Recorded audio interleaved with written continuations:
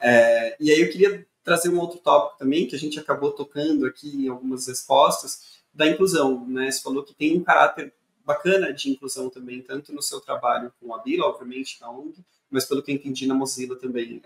Como que tem sido a tua atuação nesse sentido?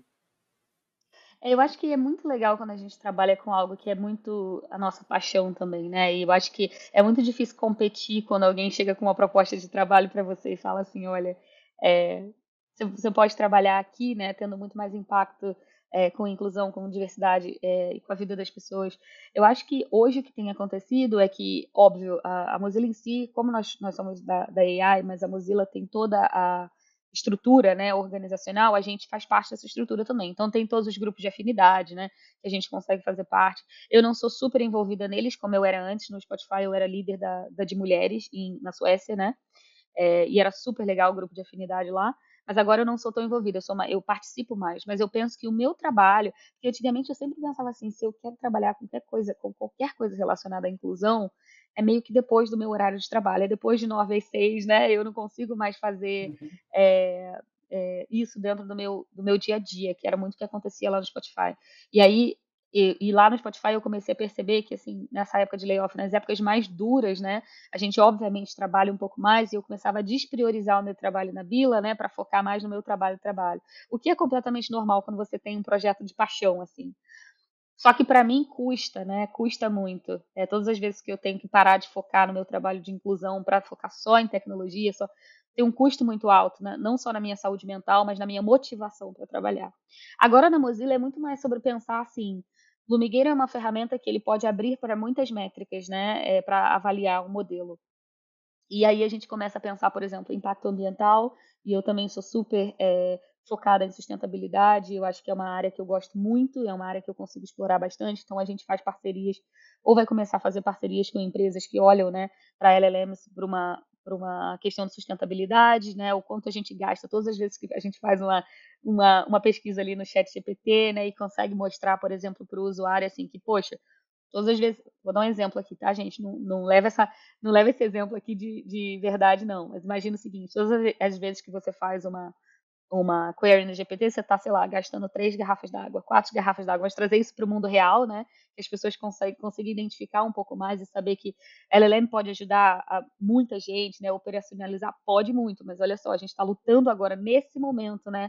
O mundo está passando por uma transformação gigantesca ambiental e não adianta a gente pensar só em reciclar nosso lixo, né? Parar de comer carne vermelha e afins, mas a gente também tem que pensar nas ações que a gente toma na internet, né? Nem toda inovação ela vai trazer benefício sempre para tudo. Então tem esses contrapontos que eu consigo trazer ali com o Lumigueira para ajudar. Tem essa questão de viés, né, que a gente consegue olhar bastante. E quando a gente olha, por exemplo, para regulamentação, agora o EU AI Act, né, eu não sei se vocês já leram ou leram alguma coisa sobre, né, mas a União Europeia está muito focada em regulamentar o uso de inteligência artificial na Europa. E geralmente a Europa começa, né, os outros países vão ali em seguida, né, como o GDPR, e aí então a gente está muito à frente, olhando assim como a gente ajuda empresas, né, a estarem dentro do regulamento, mas também como a gente cria frameworks e ferramentas para caso as pessoas precisem passar, não seja um drama como foi para a GDPR.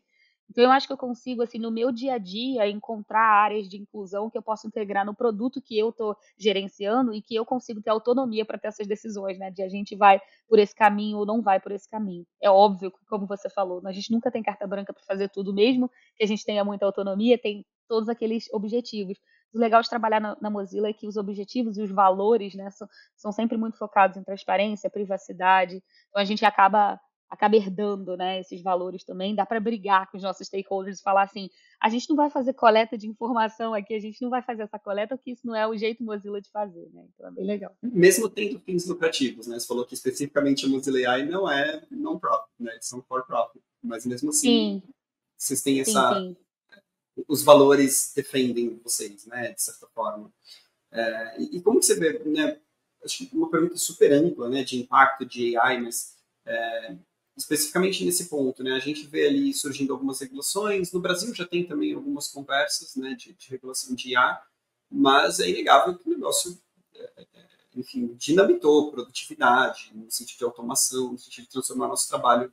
E por essa ilusão da gratuidade, ou nem sempre da gratuidade, se você paga um chat GPT da vida, mas essa ilusão de que você pode fazer quantas pesquisas você quiser, quantos prompts você quiser, e que está tudo bem, e que não existe nenhum custo, né? E as pessoas, acho que tem esse impacto ambiental, tem esse impacto na produtividade, na lucratividade das empresas. De maneira geral, para onde você vê tudo isso indo nos próximos 5 anos é muita coisa, né, para prever, mas os próximos 1 ou 2 anos, assim. Eu acho que a- uma questão que eu sempre gosto de trazer é que, por exemplo, quando a gente olha para as empresas tipo OpenAI, né, a gente ainda não vê empresas de AI especificamente lucrando muito, né? Quem lucra muito é a Nvidia lá, né, com GPUs e afins, né? Então a gente tem Sim, ainda muito essa questão de para empresas criando, né, tudo isso. Eu não sei o quanto a gente vai entrar numa linha de sustentabilidade, sabe? É sustentável para as empresas, né, continuarem servindo modelos, né, para as pessoas de uma forma. Eu acho que o que eu vejo acontecer, e talvez seja aqui o meu lado otimista, né, ou talvez aí uma realista, mas que sonha, né, e que pensa bastante nessa questão de ver, por exemplo, empresas menores e modelos menores, né, e modelos de pesquisas menores. Então, por exemplo, a gente tem AI2, né, que lançou esses multimodels, né, que são os MOMO, que são modelos completamente abertos, né, que são modelos que hoje em dia já olham para a OpenAI e já praticamente competem com o GPT. Eu vejo esses modelos, né, crescendo mais, né, e tendo muito mais opções no mercado, porque hoje a gente tem quase que um monopólio ali, né, de 4 ou 5 empresas que têm os maiores modelos que são usados mais amplamente. Eu acho que por uma questão de não vai ser sustentável continuar, sabe, servindo esses modelos sem ter lucratividade, eu acho que vai ter que ter alguma competitividade para fazer essas empresas talvez se mexerem um pouco mais, né, para terem ofertas de modelos menores, né, de modelos que não precisam ser uma Ferrari, né, para resolver um problema que é conhecido. Então, eu acho que muita coisa vai acontecer, mas quando a gente fala principalmente de regulamentação e o que isso pode impactar, eu acho que as pessoas têm a tendência de olhar para a regulamentação e pensar, mas isso vai atrasar, né, a inovação. A gente não vai conseguir inovar porque tem alguém aqui criando regulamentação. Eu acho que a gente já passou por uma fase não só de GDPR, mas uma fase, né, que dá para inovar sendo consciente, né? A gente consegue ainda colocar algumas. Porque quando a gente fala, por exemplo, de regulamentação, a gente está falando o seguinte: não é que a regulamentação não vai deixar você usar AI para o seu chatbot da sua empresa, mas ela vai regulamentar os deepfakes, né, que estão chegando no WhatsApp da sua avó e influenciando, né, não só a sua avó, nós mesmos, né, a avó, a tia, todo mundo sim. influenciando em eleição, né, influenciando muito. Daqui a pouco vai ficar cada vez mais difícil de identificar o que é real e o que não é. Então, essas regulamentações, elas vêm para a gente não ficar refém disso, né? Refém de desinformação e refém de como a nossa sociedade pode mudar por causa da tecnologia. Então, eu acho que é colocar mais vozes humanas aí, né? Para a gente conseguir ter, e principalmente vozes humanas que sejam ali estejam em contradição com o que a sociedade, né, tem falado em relação a vamos usar para a lucratividade.